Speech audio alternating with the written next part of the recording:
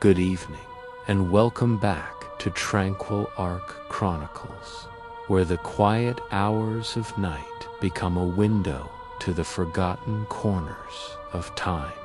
As the world outside drifts into slumber, we open our lanterns once more, not to frighten, but to listen. To the faint tick between heartbeats, to the whispers that echo inside forgotten clocks. Tonight, as you settle into your comfort, pillows softened, lights dimmed, and breath steady, allow the rhythm of this story to carry you somewhere old, somewhere where time was not kept by machines, but by hearts. Close your eyes. Imagine Paris, 1890. The streets are slick with rain. Gas lamps flicker through the fog. And somewhere along the narrow bend of Rue des Morts, a tiny shop still glows past midnight. Its sign creaks gently in the wind. Horlogerie Moreau, master of time. Inside, hundreds of clocks breathe together, not in chaos, but in haunting unison. Each tick is slightly warm, faintly human, as though drawn from something once alive. And within that music of metal and pulse, a man works quietly, bent beneath a magnifying lens, silver hair brushing the gears of eternity. This is Étienne Roux, the last of his craft, or perhaps the last man foolish enough to bargain with time itself. Chapter 1. The sound beneath the hour. It began, as all things do, with a sound too small to notice. A faint irregularity, a missed beat. Étienne Moreau heard it long before anyone else did. He could sense time faltering, not on the clock towers of Paris, but in the rhythm of people themselves. The coughing woman at the market, the painter on the corner who could no longer finish a brushstroke, even his own reflection staring back at him with eyes that no longer blinked in time with his breath. He leaned closer to the bench where an unfinished pocket watch lay open like a small heart. Its mechanism trembled beneath his touch. "Steady," he whispered, as though calming a frightened child. The gears settled, the pendulum steadied. But deep inside the brass casing, something pulsed once, faintly, like a heartbeat. Moreau closed his eyes. "There you are," he murmured, "still with me." That was the secret of his craft, or his curse, depending on whom you asked. Moreau's clocks never stopped, because they weren't merely machines. They were vessels. Each one held a resonance, the last heartbeat of someone who no longer lived, captured in perfect rhythm. He called it resonant horology. It had begun innocently enough. He had once worked as a physician before his hands betrayed him. Tremors had stolen his precision, forcing him to abandon medicine for mechanics. But when his first patient died, a young girl named Claire, too small to carry such pain, he had stood over her still body and heard something strange, not silence, a faint echo beneath the floorboards, ticking. He had followed it to his workshop, to the clock he'd been repairing that same night. The hands moved without power. The mainspring unwound on its own. And inside, he swore he heard her breath.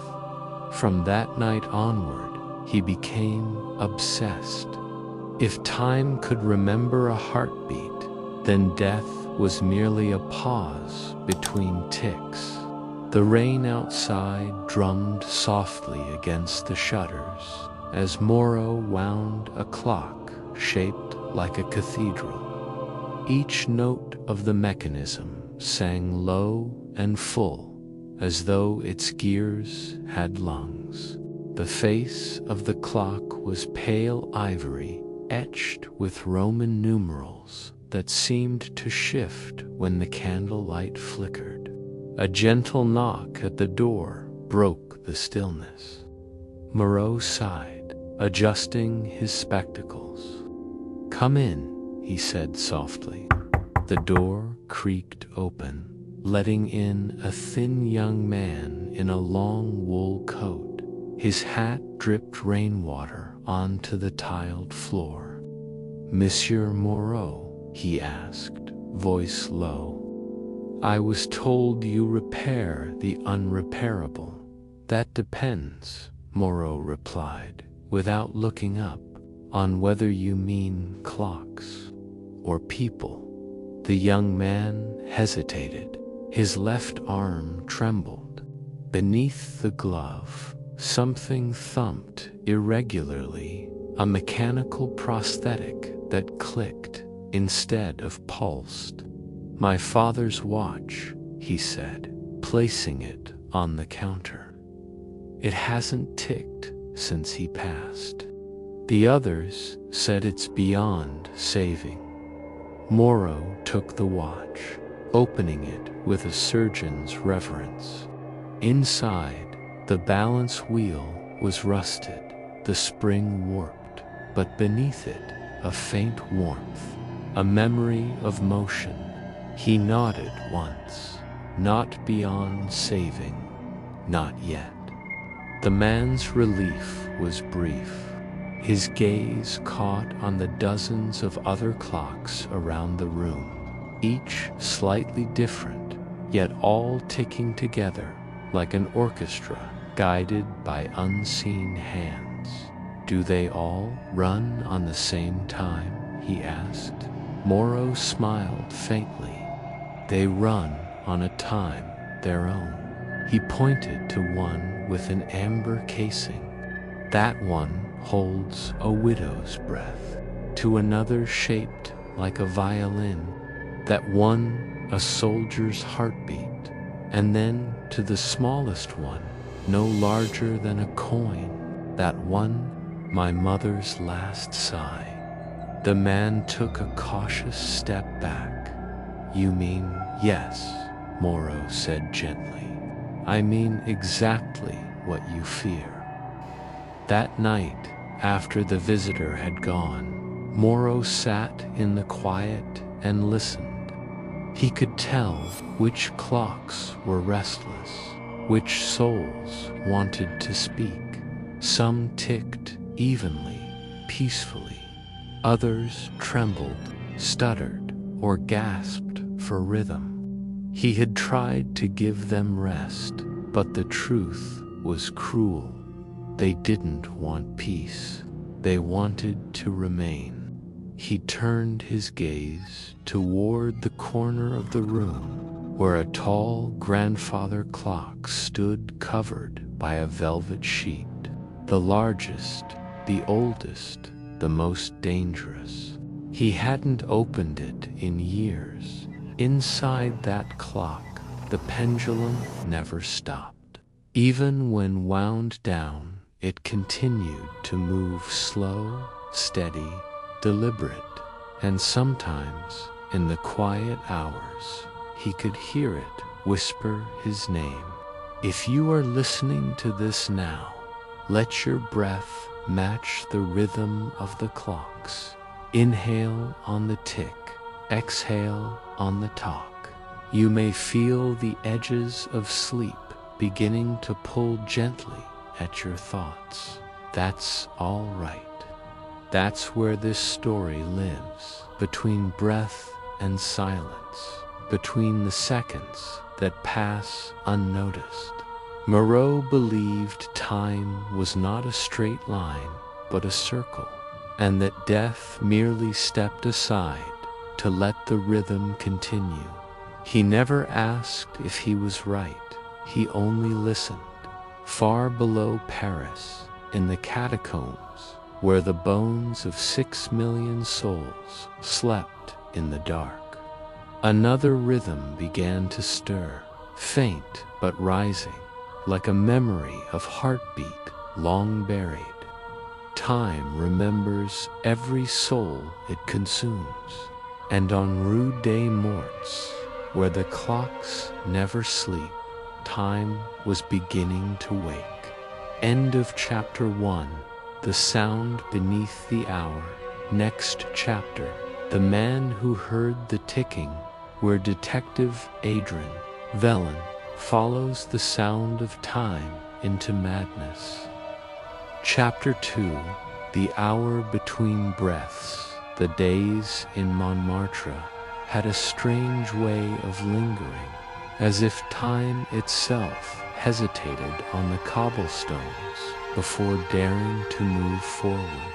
The fog would cling to the alleys until noon, reluctant to leave the warmth of chimney smoke, and when it finally lifted, it revealed the same cracked shutters, the same market stalls, the same faces repeating the same gestures. Yet, somewhere beneath it all, there was the faint, ever-present ticking, soft, deliberate, patient, like a pulse buried under stone. Inspector Laurent Duval had heard the sound long before he found its source. He had first noticed it while interviewing a hospice nurse about a patient who had vanished in the night. The nurse swore she had left the old man breathing faintly, his hand resting over his chest, the rhythm of his heart weaker than the candle's flame beside him. But when she returned in the morning, the bed was empty, though the covers were still indented, and the air, she said, still hummed. Laurent had dismissed her words as poetic grief, but now, walking through the narrow lanes of Rue des Morts, the street of the dead, as the locals grimly called it, he began to understand why she had hesitated when describing that hum. It wasn't just imagination. There was a real vibration beneath the air here, faint but constant, as though the stones themselves kept time with something far older than any clock. The street was quiet. Even the beggars seemed to avoid it, as if its silence were not emptiness, but warning. The shop fronts leaned inward, their signs faded to ghosts, and yet, tucked between a butcher's stall and a tailor's window, stood a small, unassuming door, its wood blackened not by rot, but by years of oil and smoke. Above it, in tarnished brass letters, read Moreau, Horloger des Morts. The name stirred something in Laurent's memory, a fleeting recollection of an award once given to a prodigious watchmaker decades ago, a man said to have restored the cathedral's great bell after it was struck by lightning. But that had been long ago, and the man would be near 70 now, if alive at all. Still, the name was enough. He adjusted his coat, the chill of the evening settling into his bones, and knocked. The sound was dull, muffled, as if swallowed by the room within. For a moment, there was no reply. Then came the faint scrape of metal, a bolt, sliding, hesitant, deliberate. The door opened halfway, revealing a man whose eyes gleamed faintly behind wire spectacles. His hair was silvered, his face gaunt but steady, the lines of age carved deep yet exact. He looked, Laurent thought, like a man who had been slowly measured by his own clocks. Inspector Duval, Laurent introduced himself, removing his hat. I believe we've met once, long ago, at the cathedral exhibition. Moreau smiled faintly, though the expression did not reach his eyes. Ah, that was another time. Another life, perhaps. What brings a man of the law to the house of time? Laurent glanced past him.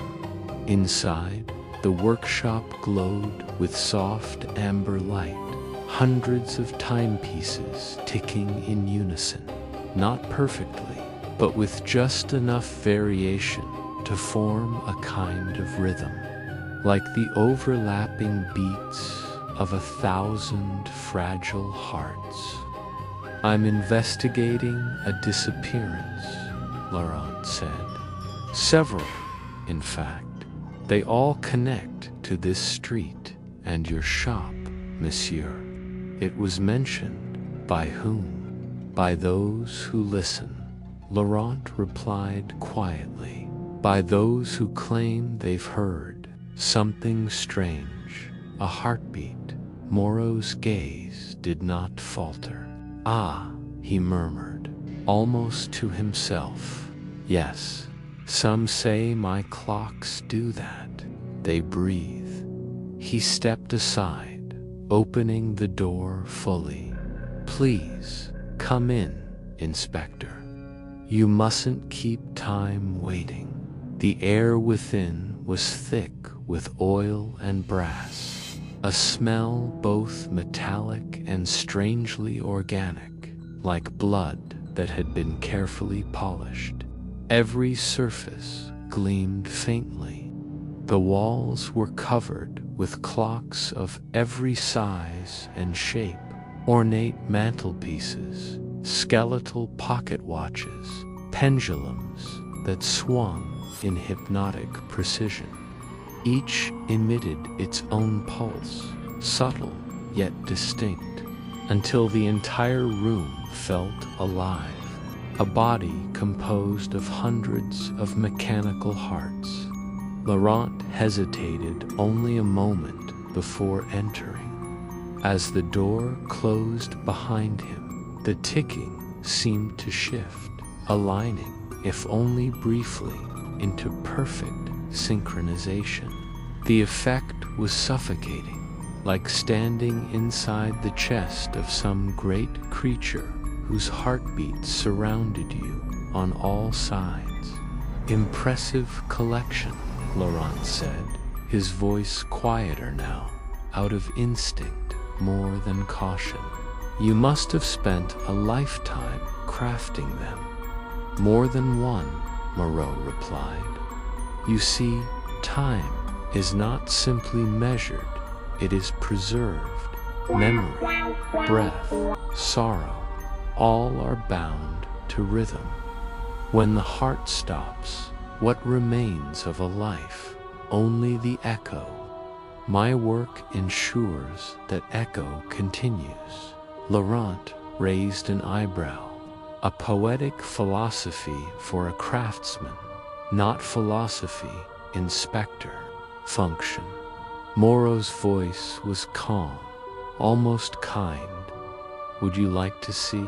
He gestured toward a small workbench at the far end of the shop, where a single pocket watch lay open beside a vial of dark fluid. Laurent approached, the faint hum of ticking intensifying as he neared. The watch's gears moved with unnatural smoothness, as if guided by something unseen. Its face was ivory, but faintly veined, like the surface of skin. What drives it? Laurent asked. Resonance, Moreau replied, dipping a fine needle into the vial. Every human heart beats in a unique rhythm. I learned long ago that this rhythm can be borrowed, preserved.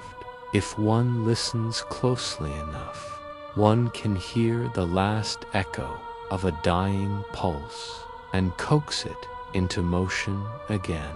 Laurent felt his stomach tighten. You're speaking metaphorically. Moreau looked up at him, eyes calm but unblinking. Am I? For a moment, the ticking seemed to grow louder, or perhaps Laurent's own heart had joined the rhythm. Uncertain where one began and the other ended. Where do you obtain this resonance? Laurent asked finally. Moreau smiled faintly, as if at a private joke. From those who no longer need it, Inspector. A kindness, you might say. Their bodies fail, but their time continues here. He touched the pocket watch gently, and Laurent thought he saw it shiver beneath his hand. You're aware this sounds like madness. Madness, Moreau murmured. No, madness is to believe time is ours to measure, that it belongs to us. I merely give it continuity. Laurent studied him for a long moment. There was no tremor in the old man's hands, no flicker of guilt or fear, only calm precision, the serenity of someone who had long ago made peace with the impossible. And the missing patients, Laurent asked, the ones who never returned from the hospice. Moreau did not answer. Instead, he turned the watch face to Warrant Lasson. The inspector hesitated, then leaned close. Beneath the steady ticking, he heard it, faint, delicate, unmistakable, a heartbeat, human, slow, steady, patient. It was not the clock that was alive, it was something within. Laurent stepped back, his breath unsteady. What is this? The hour between breaths, Moreau said softly. The moment when the body stills, but the heart remembers. It is in that silence that I work. I do not steal life, Inspector. I preserve what refuses to die. Laurent's gaze drifted across the room again. Hundreds of clocks, hundreds of tiny rhythms pulsing in unison. A choir of trapped time. Every one of them, he whispered.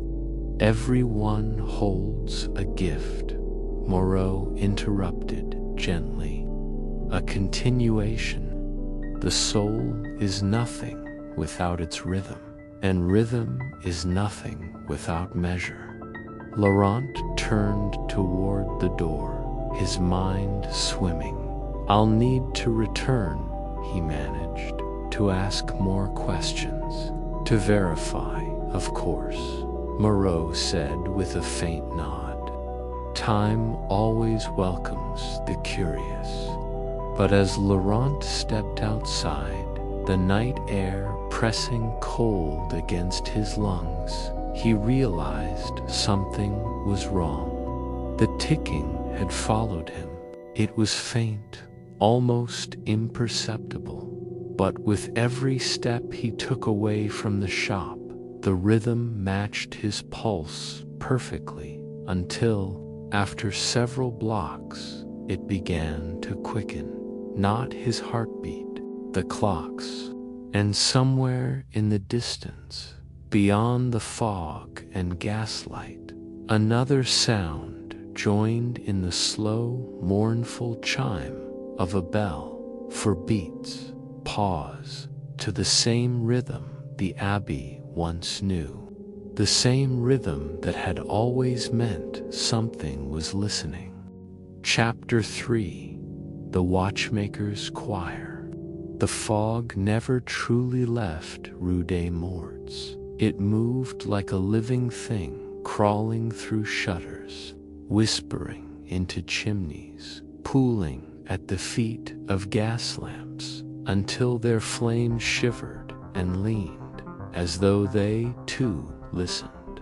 And beneath that perpetual gray breath, the ticking continued, not from a single clock, but from hundreds. It was as if the entire street had a pulse now, faint but collective, echoing from the walls, the puddles, and the cobblestones themselves. Inside Moreau's shop, light was a rare visitor. The curtains had not been opened since the detective's first visit. Every corner was draped in shadow, yet glimmered with reflections of brass, glass, and polished steel. Clocks, hundreds of them, stood shoulder to shoulder, crowding the room like parishioners in an old cathedral. They were of all kinds: mantel clocks, carriage clocks, grand clocks with faces as tall as men, and delicate pocket watches suspended like charms in the air. And all of them ticked in exquisite disunity, 1,000 different rhythms, all wrong and yet all alive. But on that night, something changed. At the stroke of midnight, every clock stopped. The silence that followed was so immense that Moreau felt the air cave in around him. He had been working by lamplight, etching a new escapement wheel, when the absence of sound struck him like a blow to the chest. His hands froze, the chisel trembling between his fingers. He looked up, and the shadows seemed to breathe. Then, slowly, a single clock began again. It was the one on the far wall, a simple brass-cased timepiece, unremarkable, except for the faint engraving inside its pendulum. Marie, its ticking was different, deeper, slower. It beat like a pulse that had been buried and clawed its way back. Then another joined it from the shelf above, and another, and another. Soon the silence filled with a dreadful harmony, the ticking not in chaos now, but in rhythm, unified, a choir of hearts beating as one. Moreau stumbled backward, his chair collapsing underfoot. His eyes darted from one clock to another, and in that trembling light he saw faces reflected in their glass. Not his reflection, theirs, pale and wavering, like ghosts seen through rippling water. Men, women, children, all of them, with eyes half open, lips parted, as if whispering something he could almost hear. A sound began to rise, not ticking, not voices, but something in between, the murmur of breath drawn through 1,000 throats, the choir of the dead. Moreau clutched his chest. His heart raced, not with fear, but with recognition. He knew these sounds, every one of them. Marie, he whispered. He staggered toward the brass clock. The engraving gleamed faintly. For a moment he saw her, the way she had looked the day before the fever took her, her hands pale and trembling as she reached for him across the bed. whispering that she could hear the ticking in his chest, that death was not silence, but rhythm. He had promised her eternity, and he had kept it. But now eternity was calling back. The sound grew louder, overlapping, harmonizing into something almost beautiful, a melody of heartbeats, rising and falling like waves. Moreau sank to his knees, tears streaking through the grime on his cheeks. "Forgive me," he gasped. "I only wanted to make you live." The walls pulsed with the rhythm. The ceiling groaned. Dust cascaded from the rafters. The windows shuddered against the fog, as though a storm were pressing its face against the glass. And then the voices began to sing. It was not music in the mortal sense. It was breath and grief woven into vibration, the sorrow of souls remembering themselves. The sound filled the street outside, drifting through the fog, making passers-by stop and look back, startled by the strange melody leaking from Rue des Morts. The detective Étienne Roux heard it too. He had returned that night, drawn by something he couldn't name. The sound reached him from halfway down the street, soft yet unbearable. He entered the shop.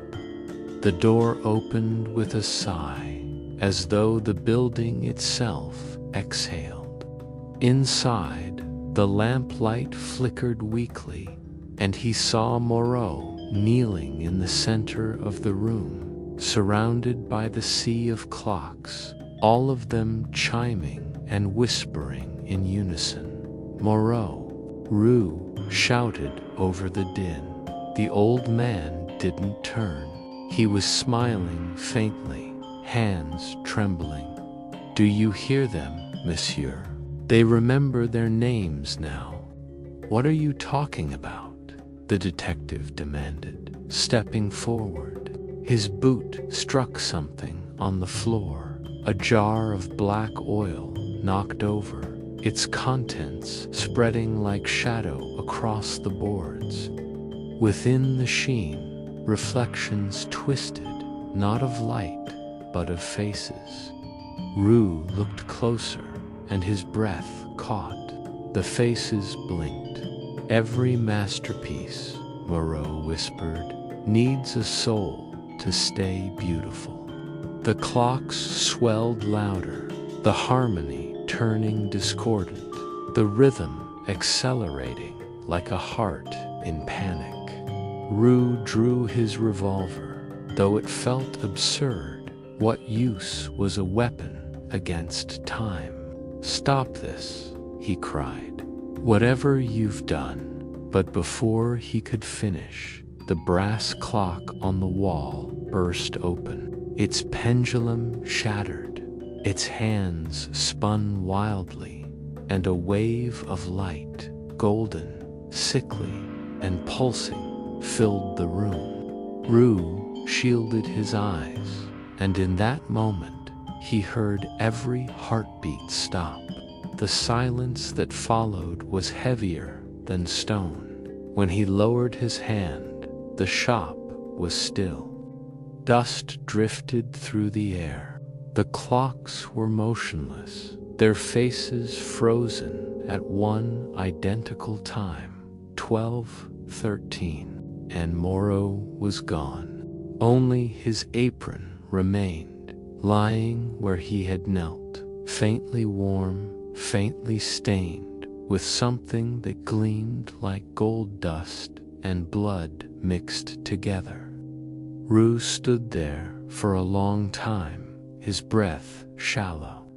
Then he looked around, and in the reflection of one crowded clock face, he saw something that turned his stomach to ice. In the mirrored glass, behind his own pale face. Moreau stood smiling, and when Rue turned, nothing. Only the ticking began again, soft and steady. The choir had found a new conductor. Chapter 4. The Collectors. Second hand. The fog over Montmartre hung heavier that morning, as though the night had exhaled its secrets and refused to take them back. The bells of Saker you're told dimly through the mist, each chime melting into the low hum of the waking city. But in Rue des Morts, no bird sang, no cart rolled. Even the cats gave the shop of Moreau a wide berth, their yellow eyes glinting warily from the shadows. Detective Étienne Roux had not slept since the night before. He could still hear the ticking, not in his ears, but in his pulse, a soft, metronomic beat that refused to slow. He sat in his flat above the apothecary, staring at the revolver on his desk. It was clean, oiled, ready, but he knew a bullet would do little against what he had seen. He lifted his gaze to the small mantel clock across the room, one he deconfiscated from Moreau's shop years ago as evidence in an unrelated theft. Its brass gleamed faintly in the dawn light, but what made Roux's throat tighten was the time on its face, 12:13. The same as all the clocks had stopped the night before. He hadn't wound it in months, and yet it ticked. By mid-morning, Roux found himself back at Rue des Morts. The fog had thinned, but never truly lifted, curling around the lampposts like smoke reluctant to fade. Moreau's shop was sealed by police order now, boards across the windows, wax seals over the door handles. But the ticking came from within, faint but unmistakable. He hesitated, gloved hand resting on the latch. Then, with a steady breath, he broke the seal and stepped inside. The air was stale, thick with the scent of oil and brass and something else, something organic. The light from his lantern carved trembling shapes across the walls.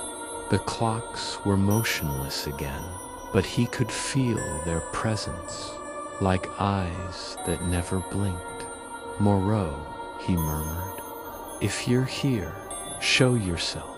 The silence that followed was deep enough to hear the dust settling, then a sound, not from the front room, but deeper inside, a faint scrape, metal on stone. Roux followed it through the workshop and down the narrow stair that led to the cellar. The last step creaked like an old hinge.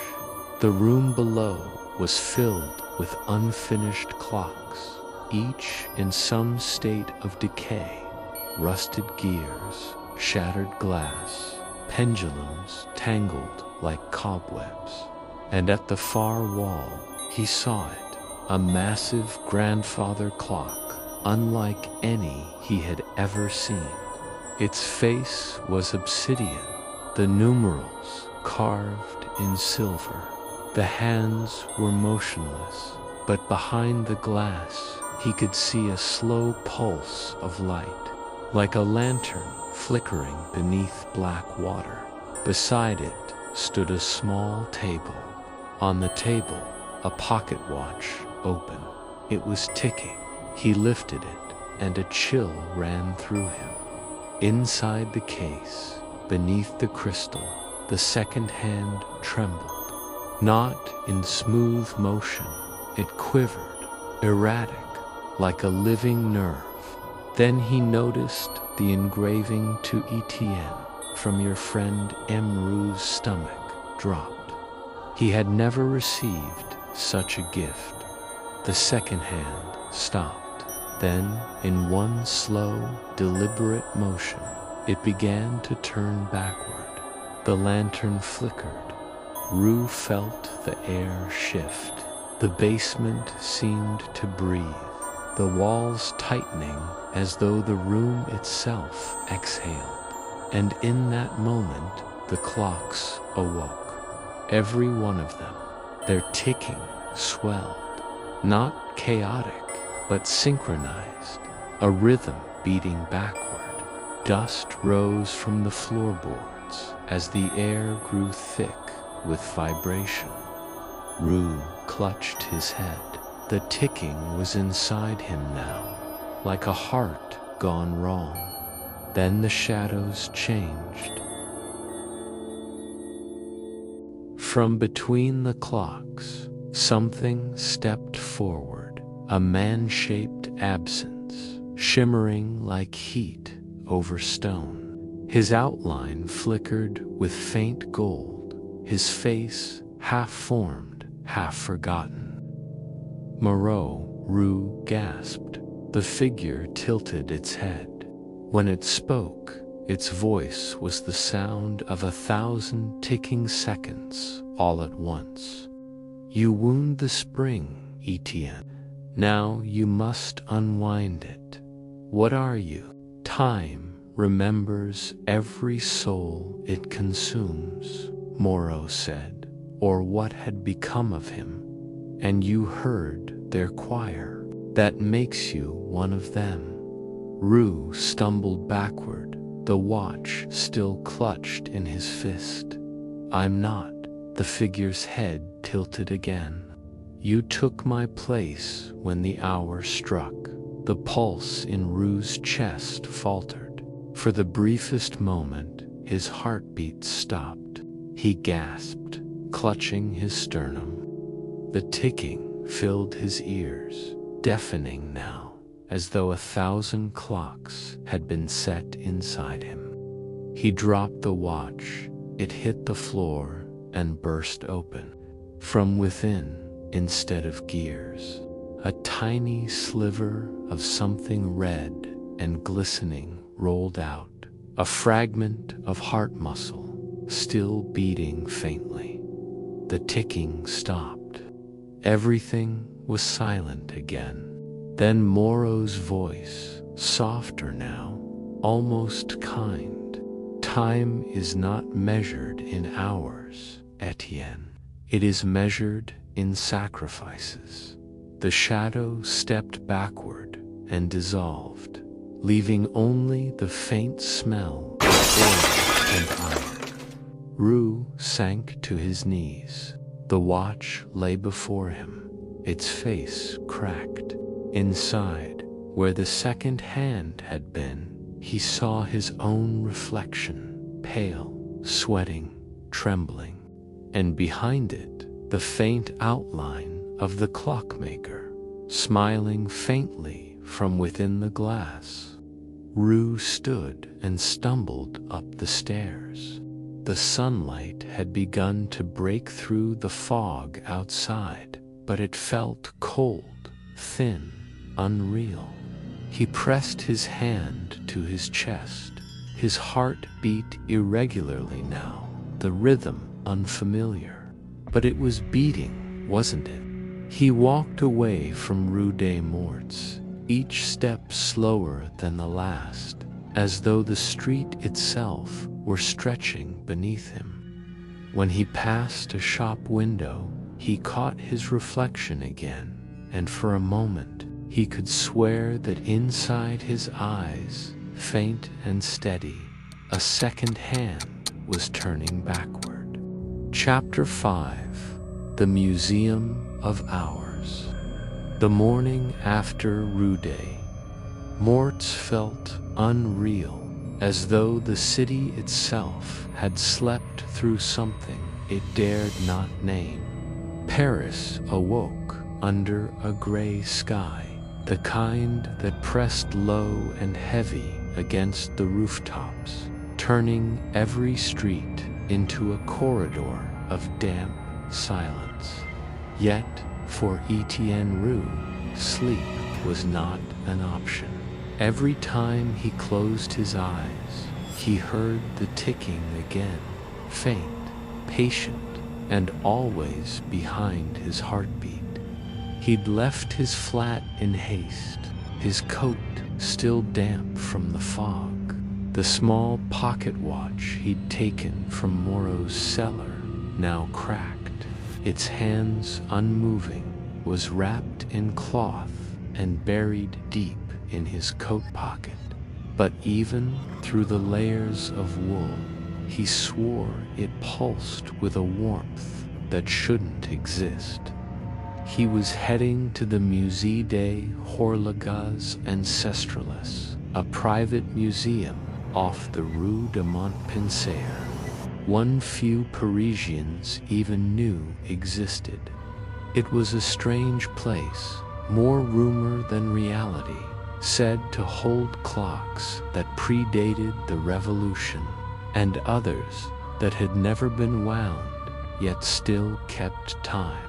Roux had heard whispers of its curator, a recluse known only as Madame Evero, whose fascination with Moreau bordered on obsession. He needed answers, and if anyone in Paris could explain the impossible, it would be her. The museum sat between two decaying townhouses, its facade choked with ivy and soot. The sign above the door was almost illegible. Musée des Horloges Ancestrales, heirs perdus, heirs trouvis, lost hours, found again. Roux knocked once.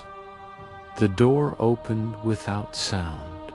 Inside, the air was cold and dry, with the faint scent of wax and copper. Rows upon rows of clocks lined the walls. Pendulums, pocket watches, carriage clocks, celestial orreries, each one perfectly still. The silence was unnatural, suffocating. "Detective Roux," said a voice from the dark. "I wondered how long it would take you to find me." Madame Evero emerged from the shadows like a figure, stepped out of a painting, tall, severe, wrapped in mourning black. Her hair was silver, not from age, but from absence of color, and her eyes gleamed like dark glass. She moved with the careful grace of someone who had lived her life to the rhythm of ticking. "How do you know me?" Roux asked. She smiled faintly. "You've been expected. Time told me you would come." He tensed. "Time." She gestured toward the far wall. "He speaks through his servants." Roux followed her motion, and his breath caught. Behind a curtain of red velvet stood a vast collection of Moreau's clocks, dozens of them, some large enough to fill an alcove, others small enough to fit in a palm. Each was unique, but all bore the same faint emblem, a single engraved heartbeat stylized into the shape of an infinity loop. "Where did you get these?" Roux demanded. Madame Evero's expression softened. "From those who wished to be remembered. They're not clocks, they're graves." She nodded gently. "Graves that breathe. Isn't that preferable to silence?" He stepped closer, his pulse quickening. "You know what Moreau did?" "I do." Her voice did not tremble, He learned that time feeds on the living, that every second we survive is borrowed from the stillness waiting beneath it. He didn't invent his clocks. He translated what time already does, and he gave those he loved a rhythm that would never end. Rue felt the warmth from his coat pocket again, the broken watch throbbing faintly against his ribs. "You mean he trapped them?" "Trapped," she echoed, "or preserved?" He turned to face her fully. "They're suffering. You've heard the sound beneath the ticking, haven't you?" Her eyes flickered. "Of course. Every night they sing. She reached into the folds of her dress and drew out a small key made of blackened silver. "Would you like to hear them, detective?" He hesitated, but curiosity, that fatal spark that ruins the cautious one again. She led him through a narrow hallway lined with shelves of mechanical relics. The deeper they went, the colder it grew. The air was no longer that of a museum, but of a crypt. At last, they entered a circular chamber lit by dozens of suspended oil lamps. The walls were covered in clocks, floor to ceiling, hundreds of them. Some ticked faintly, others barely breathed. But at the center of the room stood something different, a colossal clock tower stretching nearly to the dome above, its pendulum long and slender as a guillotine's blade. "This," Madame Evero whispered, "is the collector's second hand." Rue stared at it. The pendulum didn't swing, yet it emitted a deep, steady hum. Why that name? Because every second it counts belongs to someone who traded theirs away. And, as if on cue, the clocks began to stir. One by one, they ticked to life, the sound layering upon itself until the room became a living pulse. The floor seemed to vibrate with it. Rue felt his chest tighten, not from fear, but from resonance. His heartbeat had joined the rhythm. Madame Evero turned to him, her face illuminated by the trembling light. "Do you feel it, Étienne? The unity of time, the choir of all who've given themselves to eternity." "I feel something." The hum deepened, and beneath it, faintly at first, but growing stronger, came voices. They were layered, overlapping whispers, sighs, fragments of memory, names, prayers, confessions. Some sounded peaceful, others anguished. Rue stumbled backward. "They're alive, alive," Madame Evero said softly. "No, they are remembering." The pendulum began to move, slowly, gracefully. Each swing exhaled a breath of cold air that made the lamps flicker.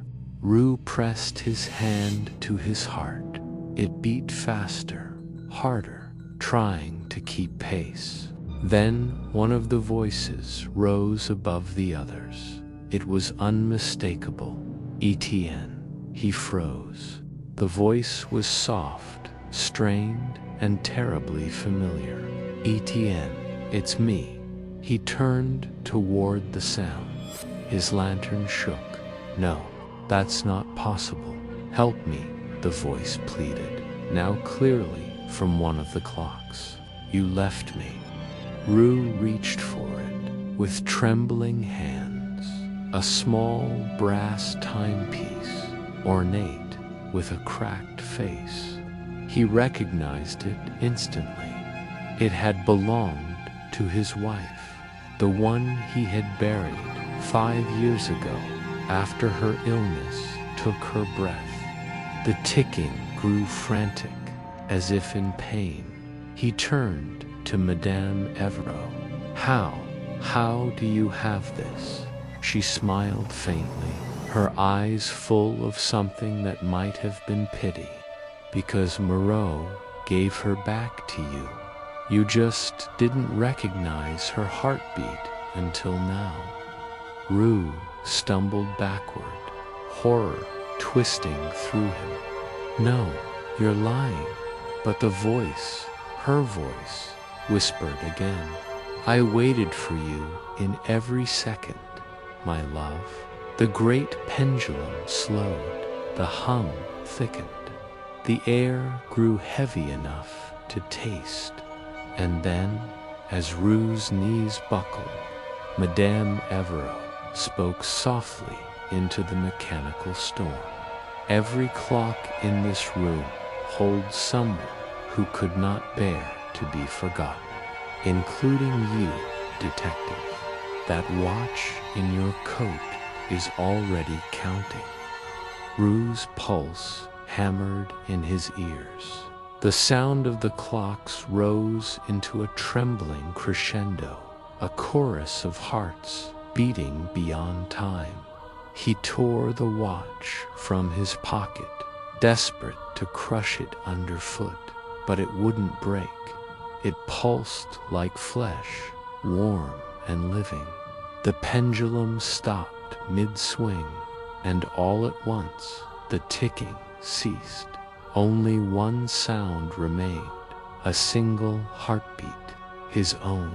It echoed through the chamber, louder, louder still, until Rue realized it wasn't coming from within him anymore. It was coming from everywhere. The museum had taken it. He awoke later on the floor, surrounded by silence. The clocks were motionless again. Madame Evero was gone.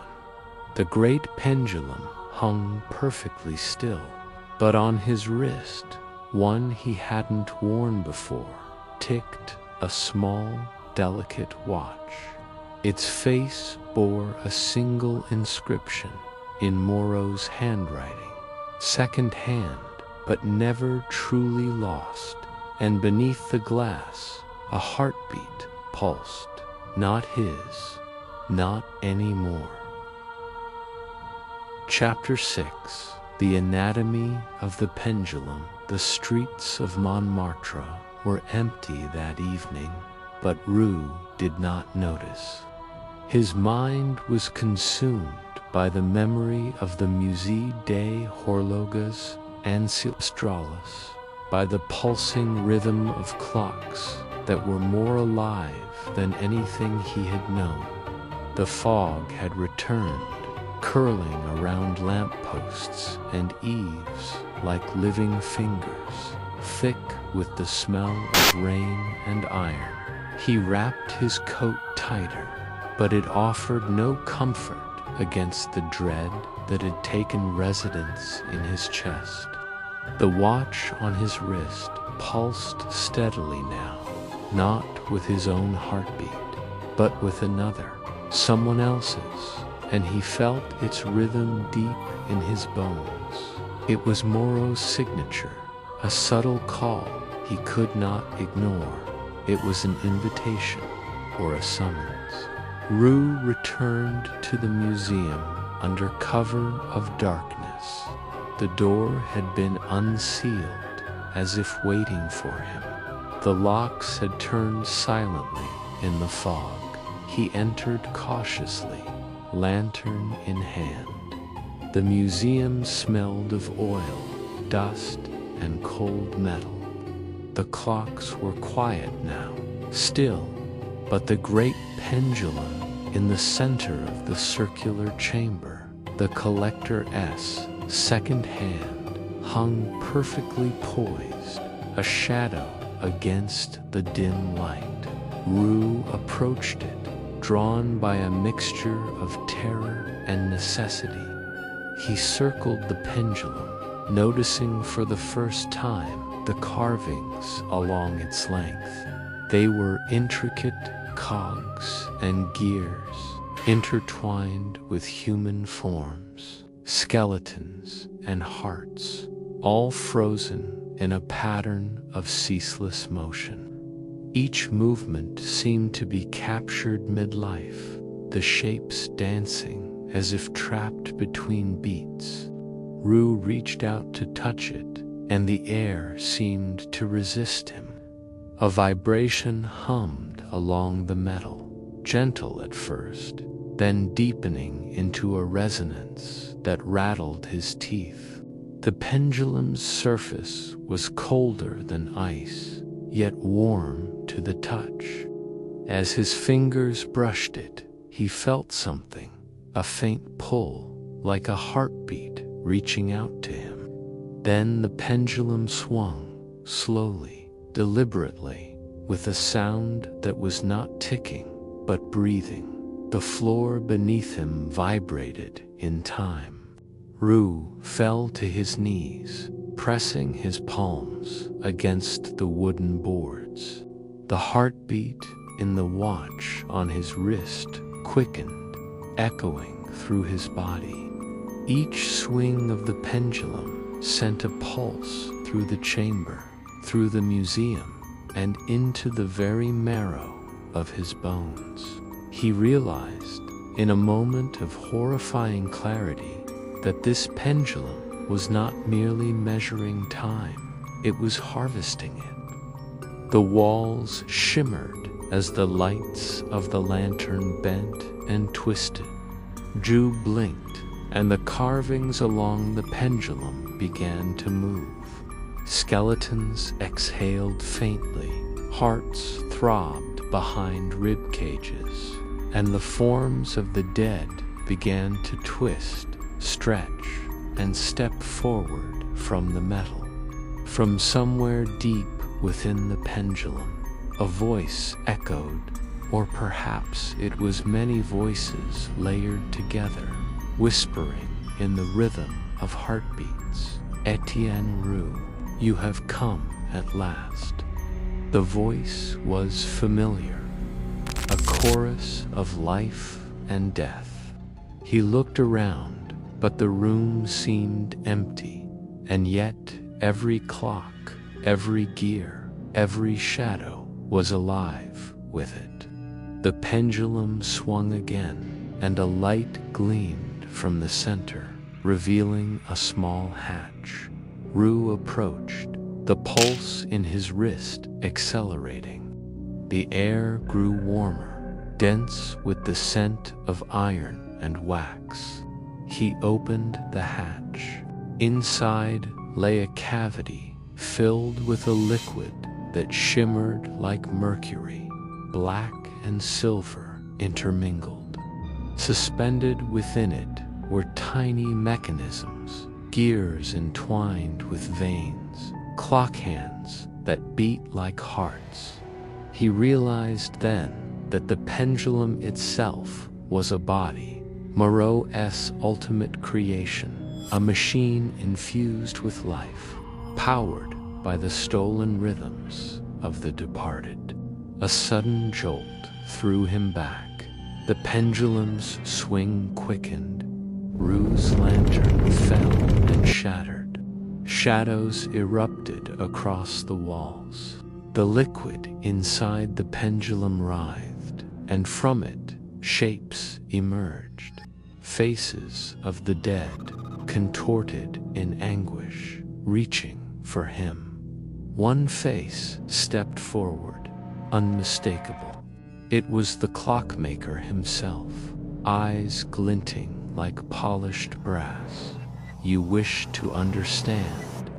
Moreau's voice resonated through the chamber. "You wish to see the anatomy of time itself."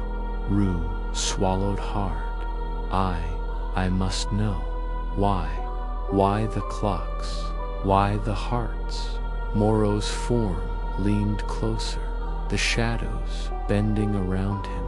Time is not measured by hours, by minutes, or by days. It is measured by the rhythm of life and the weight of memory. Every heartbeat is a second. Every second is a life. And those who cannot rest are given purpose. The pendulum swung faster. The heartbeat in Rue's watch matched it, then led it. The detective felt a force pulling at his chest, at his very soul. The liquid in the pendulum licked the floor, reaching toward him. He struggled, but the pull was irresistible. You have been chosen, Moreau said, to witness, to record, to become a note in the choir of time. Rue fought the sensation, but it enveloped him completely. He felt his heartbeat align with the pendulum. His memories blurred. Faces of the lost flickered in his vision, some screaming, some laughing, some simply watching. And then he understood.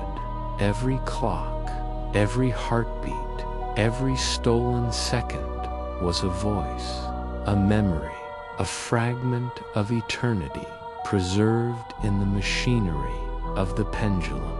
And now he was part of it. He staggered back, gasping for air. The pendulum slowed. The chamber settled. The heartbeat in his wrist eased, but the echo remained, a whisper beneath his own pulse. Rue knew deep within that he could never leave this museum. Every night, the clocks would call to him. Every tick would haunt his dreams. Every second would carry the weight of those trapped in Moreau's eternal rhythm. He straightened, lantern trembling in hand, and whispered into the thick silence, I understand. I see the anatomy of your work. A faint smile passed through the shadows where Moreau had been. The pendulum swung gently, now a lullaby, a warning, and a promise all at once. Rue left the chamber that night, but the echo of the pendulum traveled with him, embedded in his own heartbeat. And in the darkness of his apartment, when the city slept, he could hear them, the choir of the lost, counting every second, whispering secrets of life and death through the eternal machinery of time. Chapter 7. The Hourglass Society. The rain fell in thin sheets over Paris, smearing the gaslights into halos that trembled across cobblestones like liquid fire. Montmartre was quiet, subdued, the usual clatter of vendors and artists replaced by the rhythmic patter of water. Étienne Roux walked alone, his coat pulled tight, lantern swinging at his side. Every footstep felt deliberate, measured, like the seconds themselves counted him down. The museum's memory clung to him like a shadow stitched beneath his skin. The heartbeat in the pocket watch on his wrist pulsed faintly, a stubborn echo of Moreau's rhythm. He had spent the night pacing, unable to sleep, listening to that pulsing whisper, feeling it crawl along the corridors of his chest. Now, Rue had a lead. From a vague letter slipped under his door, the handwriting delicate, precise, and unfamiliar, he knew that Moreau was not alone. There existed a network, a secretive circle of horologists who called themselves the Hourglass Society. Their obsession was the same: mastering time by harnessing the living pulse of humanity itself. The address led him to a narrow alley off the Rue Saint-Honore, flanked by buildings so old the mortar seemed ready to crumble at the touch of the wind. A small iron gate, rusted and unwelcoming, bore a single symbol, an hourglass, its sands frozen in mid-descent. Roux pressed his gloved hand to it. The metal was ice-cold, yet it seemed to pulse faintly beneath his touch. He pushed the gate open and stepped into a courtyard filled with mist. Shadows clung to the walls like spiders, and in the center, a massive fountain stood dry and cracked. At its base, the faintest glimmer caught his eye. A row of clocks, tiny, delicate, their hands moving impossibly backward. A figure emerged from the mist, tall, cloaked, face obscured by a hood. Detective Roux, it said. The voice was smooth, cultured, and carried a subtle menace. "We've been expecting you. You're the Hourglass Society," Roux said, trying to keep his voice steady. "I know what Moreau did. I know what you're doing." The figure tilted its head. "No, perhaps understand. That is another matter. You've seen the pendulum, the choir, the heartbeat of the lost, but you have yet to witness the full orchestra." Roux's heart raced. Orchestra. Yes, time is a symphony. Every life a note, every second a measure. And we, the figure gestured to the shadows behind them. We are the conductors. From the fog, other figures appeared, cloaked, silent, their faces hidden. Each carried a clock, some delicate pocket watches, others strange mechanical devices that seemed to hum with faint living energy. They moved in unison, like dancers to a rhythm only they could hear. Roux felt the pulse in his chest quicken, in step with the faint ticking in his watch. "You can't control time," he said. "You can't own it." The hooded figure smiled. "Ah, but you misunderstand, detective. Time is patient. It waits for those who are willing to listen. It rewards those who are willing to sacrifice." One of the cloaked figures stepped forward, lifting a small clock. "We've collected the finest hearts, the strongest pulses. Each one contributes to the melody." And soon, the figure paused, tilting the clock toward. The hands were spinning wildly now, the seconds disjointed, chaotic.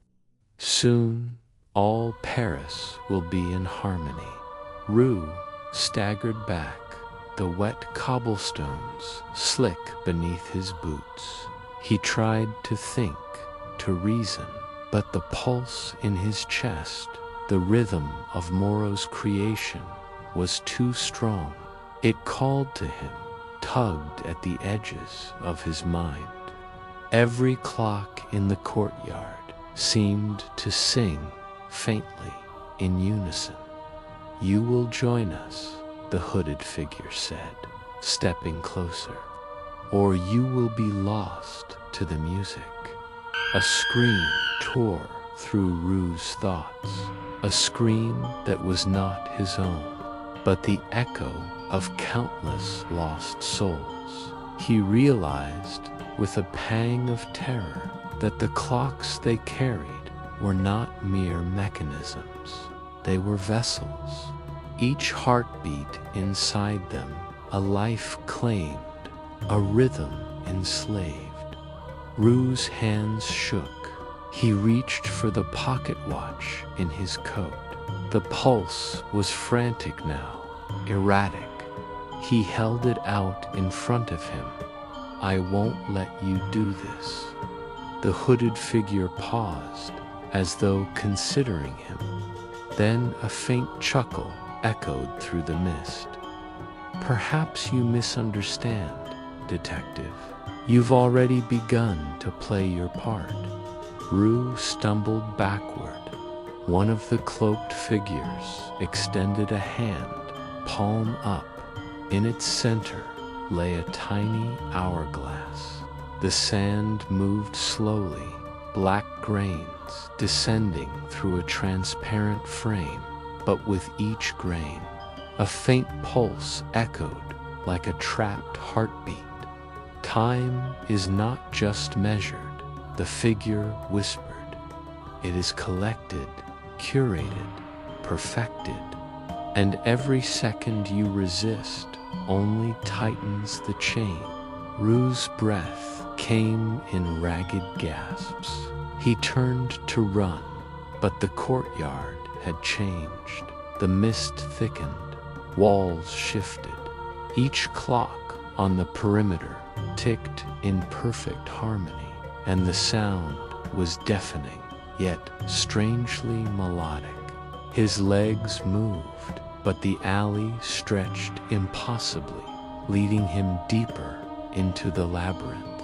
From somewhere high above, a chime rang, not a bell, but the tone of 1,000 clocks striking simultaneously.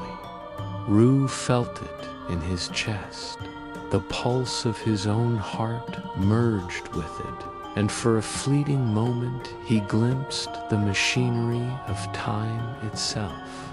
Gears turning within people's seconds, strung like pearls along invisible threads, lives bending, folding, and snapping back into rhythm.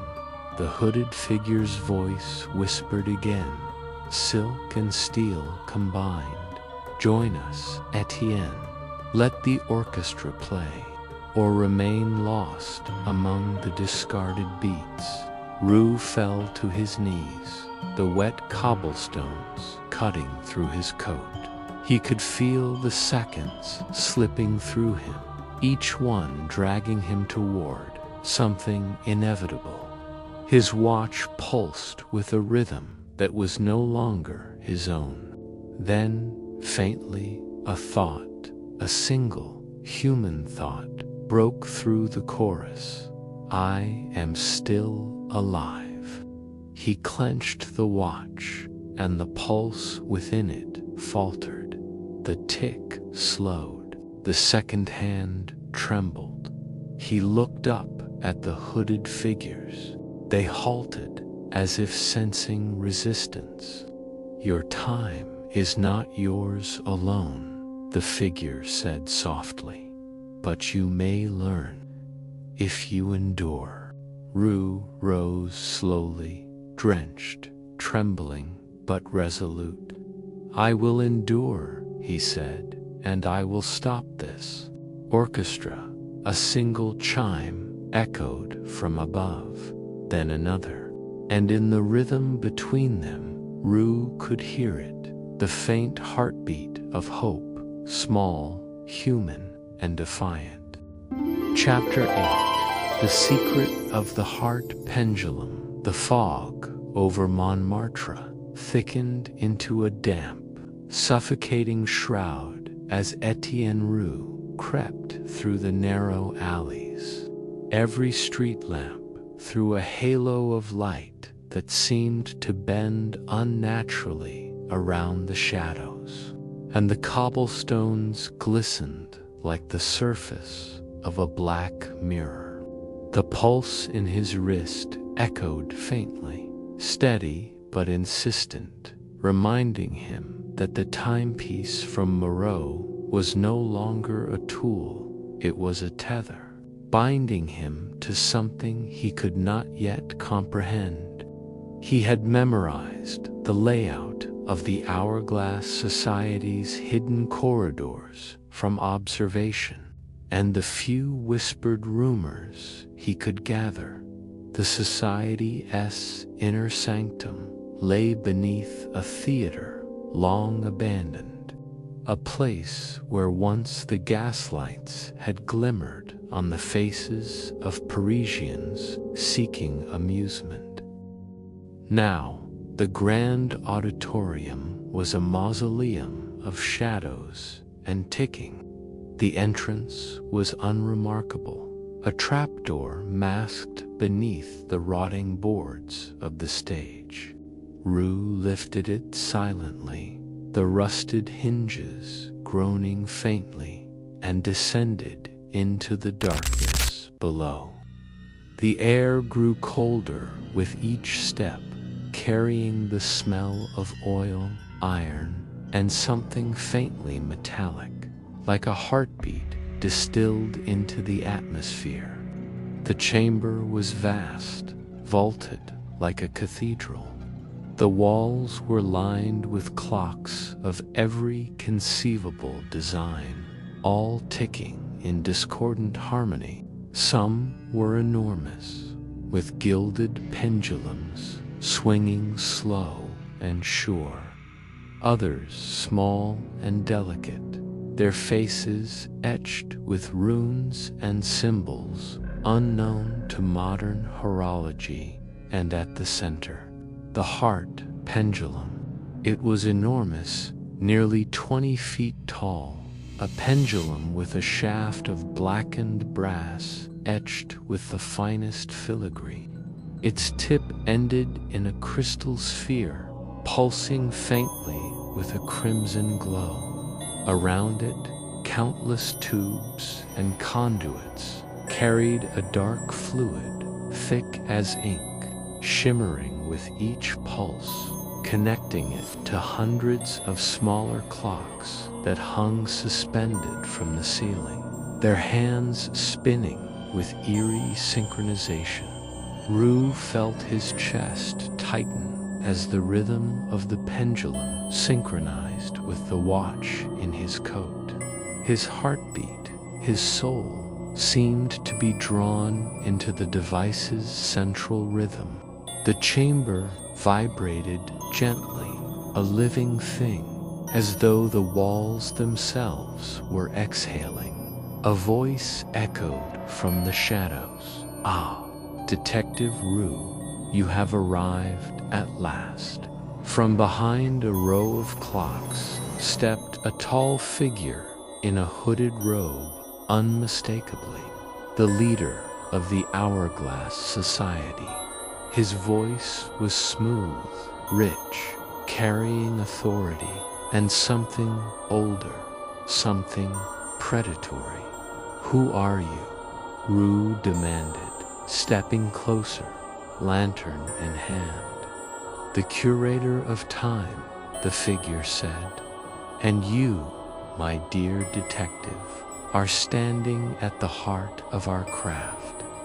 The heart pendulum is the culmination of centuries of dedication.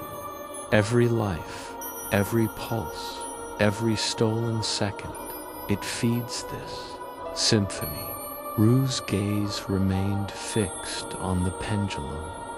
He noticed small shapes flicker within the crystal sphere, faint outlines of bodies suspended mid-motion, eyes wide, mouths agape in eternal silence. The liquid circulating through the tubes pulsed in tandem with the sphere, and faint whispers began to layer over the ticking, a chorus of lives trapped, struggling, remembering. Each clock you have seen, each heartbeat you have felt, is powered by this pendulum. It collects life, reshapes it into rhythm, and stores it in perpetuity. Time becomes absolute here, controlled, curated. Rue swallowed hard, fear and fascination warring within him, and the people, the ones whose hearts are captured. They are not lost, the curator said, stepping closer, hands folded. They are preserved. They exist now in perfect rhythm. They are eternal, and one day, detective, you may join them. Rue's grip on his lantern tightened. The heartbeat in his watch accelerated, as if reacting to the curator's words. His own pulse was now impossible to distinguish from the pulsing sphere at the center of the pendulum. He knew he needed to act. If he could disrupt the heart pendulum, he might free the hundreds of lives trapped within its mechanical web. But the chamber was a maze of conduits, suspended clocks, and ticking mechanisms. One wrong step could bind him permanently. The curator moved toward a control console, a table of brass levers, crystalline switches, and glass tubes filled with the same dark fluid. The pendulum does not merely keep time, he said. It reshapes it. It bends seconds to our will. To destroy it would not merely free them, it would destroy them utterly. Rue's mind raced. He had no choice. The people trapped in Moreau's legacy deserved release. He glanced at the console, then at the pendulum. Every movement had a rhythm, a pattern, a moment of vulnerability. If he timed it correctly, he lunged. The chamber erupted into motion. Clocks rattled, tubes hissed, the pendulum swung faster, and the crystal sphere glowed violently. The fluid inside the conduits surged, as if alive, threatening to engulf him. He dodged and leaped, sliding along the wet stone floor, gripping a pipe to steady himself. The chorus of trapped voices swelled, and for a fleeting second, Étienne felt every heartbeat, every memory, every second of the countless lives bound to this machine. With a final, desperate motion, he yanked a lever on the console. Sparks flew, tubes cracked, the pendulum slowed, then wavered. The crystal sphere fractured, releasing a pulse of light and sound that reverberated through the chamber. The smaller clocks spun wildly, some shattering, their mechanisms rattling like bones. And then silence. Rue collapsed, gasping. The pulse in his wrist slowed, returning to his own rhythm. He looked around. The pendulum lay still. Tubes hung empty. The chamber smelled faintly of burnt oil and iron, but a whisper echoed in his ear. A single voice, fragile, human, "Thank you." He staggered to his feet. Hundreds of tiny heartbeats now beat faintly in the air, dispersed, free, fading into the rhythm of the city outside. Rue stepped into the foggy streets, rain washing away the metallic temps of the chamber. The heart pendulum was destroyed, for now, but he knew that the Hourglass Society had many more secrets, many more creations, each a testament to the dangerous allure of mastering time. And as he walked into the night, the watch in his pocket was silent. For the first time in weeks, Étienne Roux felt. Chapter 9, the last ticking, the city of Paris slept uneasily that night. Fog rolled in from the Seine, swallowing bridges and lampposts in a ghostly haze. Étienne Roux moved silently through Montmartre, lantern in hand, footsteps muffled by the wet cobblestones. The destruction of the heart pendulum had freed countless lives, yet the echoes of the Hourglass Society remained a shadow. Across the city, whispering in the rhythm of ticking clocks that seemed to linger longer than physics should allow. Roux's own heartbeat had finally returned to its natural cadence. Yet in his chest he felt the subtle aftershock of the pulse he had absorbed from the pendulum. Every street lamp flicker, every distant clock chime seemed amplified, as though time itself was aware of him now. The remaining members of the society would not rest until they reclaimed what he had destroyed. He entered the narrow hallway of a building he had once known as a watchmaker's workshop. It was abandoned, dust thick across every surface. Yet as he stepped forward, the faint sound of ticking grew faint at first, then insistent, like a low drum echoing through the walls. He stopped, listening. The ticking was irregular, almost human. He followed it, deeper into the heart of the workshop, until he reached a staircase descending into darkness. Each step he took made the echo of his own pulse more pronounced. Somewhere below, the society waited, and the sound of time itself seemed to guide them toward him. At the bottom of the stairs, the chamber opened into a room lined with clocks of every shape and size. The air was thick with the scent of oil, dust, and faint iron, remnants of the heart pendulum. Yet now, the clocks were silent, their hands frozen in impossible configurations.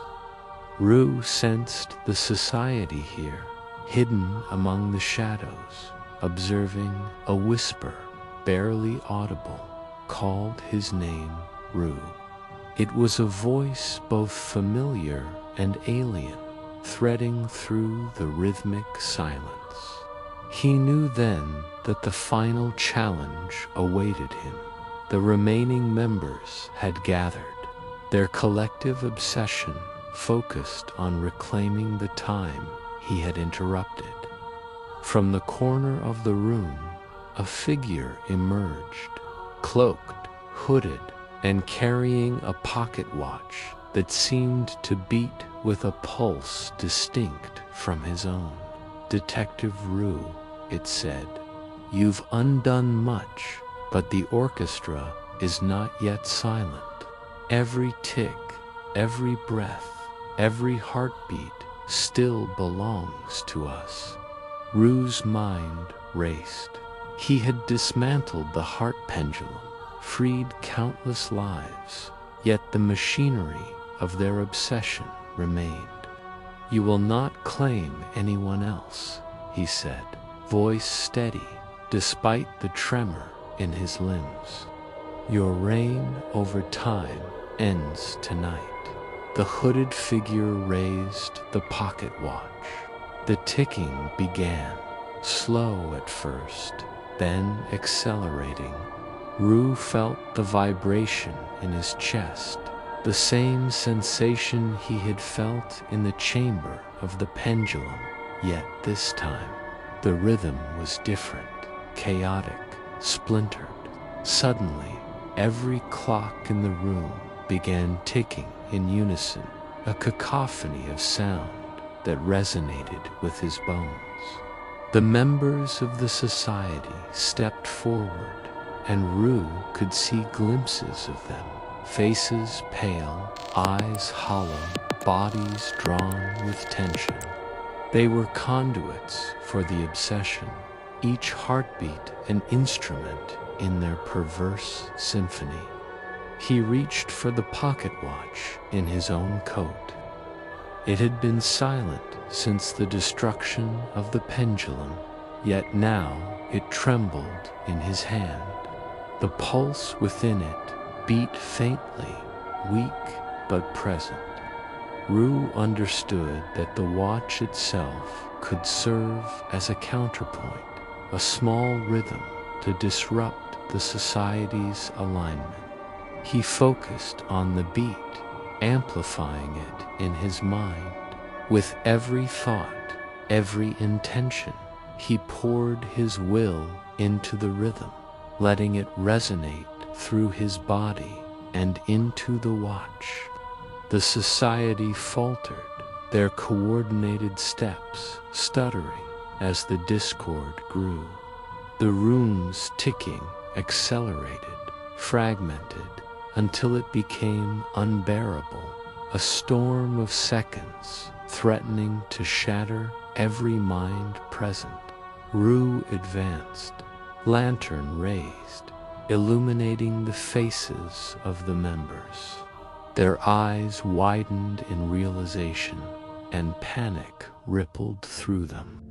They had never encountered a pulse resistant to their orchestration, a heartbeat defiant against their control. In one swift motion, Rue smashed the pocket watch against the floor. The explosion of energy sent a shockwave through the room, rattling clocks, shattering glass, and freezing time itself for a fleeting moment. The echoes of countless lives liberated surged upward, flowing through the society members like invisible currents. They screamed, a chorus of terror and disbelief, before collapsing into silence. The room fell still. Clocks hung motionless. The oppressive weight of borrowed seconds lifted. Rue staggered to the center of the chamber, breath ragged, lantern swinging. The fog of obsession that had filled the space dissolved, leaving only the quiet, profound hush of a city reclaimed from the tyranny of time itself. He sank to his knees. The pulse in his chest was his own once more. Outside, the distant chime of the city's clock towers rang true, untainted. The world had returned to its natural rhythm, as fragile and fleeting as life itself. Rue rose, exhaustion weighing on every limb. He knew the society had been scattered, their machinery destroyed, and that Paris would sleep safely tonight, oblivious to the horrors narrowly averted. Yet a part of him remained wary, the memory of the heart pendulum, of the countless trapped heartbeats, would linger in his mind forever. He stepped outside, the fog now thinning. Rain dripped from eaves, washing away the last remnants of oil and dust. The city's heartbeat matched his own, steady, unforced. Étienne Roux breathed deeply, letting the rhythm of life restore him. In that quiet moment, he understood. Time remembered, yes, but it also forgave. And those who had survived, those who had resisted the symphony of stolen seconds, carried the responsibility of that memory. Chapter 10. The Silent Hour. The streets of Paris had returned to their usual quiet after the night's chaos. Yet Étienne Roux felt the city differently now. Every cobblestone, every gas lamp, every distant chime of the clock towers carried a faint echo of what had transpired. Beneath the surface, the pulse of 100 lives freed, the faint memory of stolen heartbeats, and the lingering whisper of the Hourglass Society. Rue walked slowly, his lantern casting long, wavering shadows across narrow alleys. The rhythm of his own heartbeat felt sharper now, more deliberate, each pulse a reminder of survival, of resistance, and of vigilance. He paused at the Pont Neuf, looking across the Seine as the early morning mist curled lazily over the water. The reflection of the city in the river shimmered, fragmented by the gentle ripples, and for a moment the world seemed suspended between seconds, a quiet interlude before the day began anew. Returning to his modest apartment in Montmartre, Rue lit a single candle and set it on the table. The soft glow illuminated the walls lined with books and trinkets, relics of a life dedicated to investigation, observation, and the quiet pursuit of truth.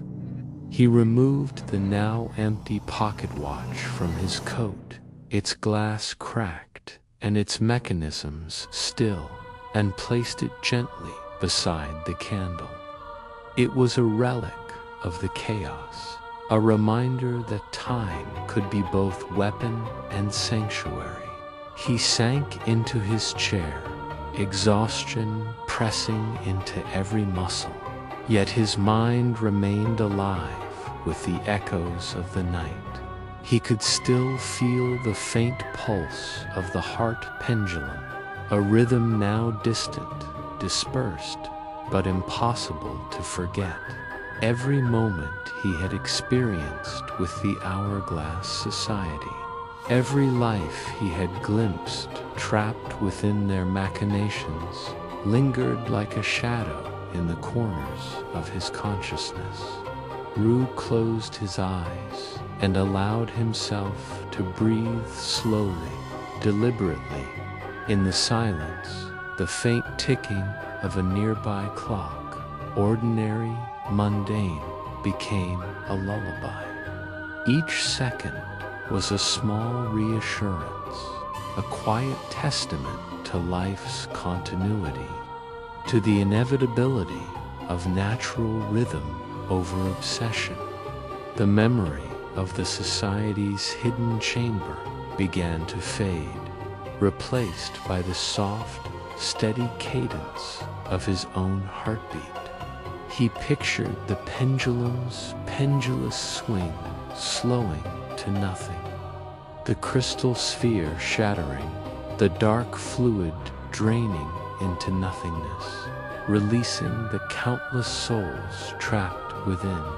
The city above remained oblivious, serene in its ignorance, and yet, in Rue's mind, the liberation of those lives brought a profound sense of calm. Outside, the first hints of dawn painted the sky in pale gold and lavender. Rue imagined the city waking, unaware of the horrors that had almost consumed it, yet grateful unknowingly for the fragile balance restored. He allowed himself a small smile, the tension of weeks dissolving slightly, replaced by the quiet satisfaction of duty fulfilled. He reached for his journal, the pen scratching softly across the page as he recounted the events, not merely as a record, but as a meditation, a way to anchor himself in the present. Each word, each sentence was deliberate, a rhythm of its own, echoing the heartbeat that had guided him through the labyrinth of time, obsession, and death.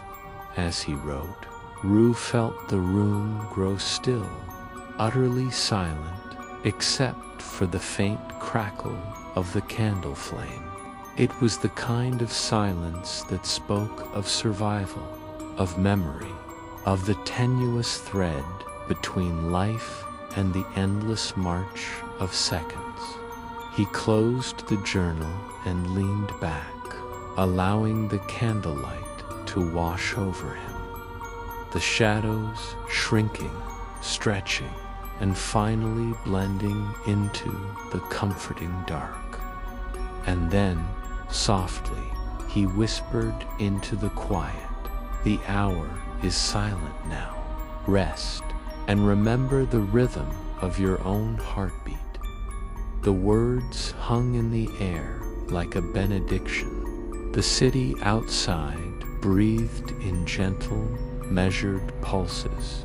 Time, once enslaved by obsession, had returned to its natural flow.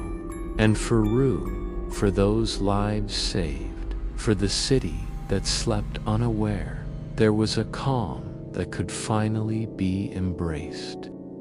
As you, dear listener, allow your own eyes to close, let the rhythm of Rue's journey guide you into the night.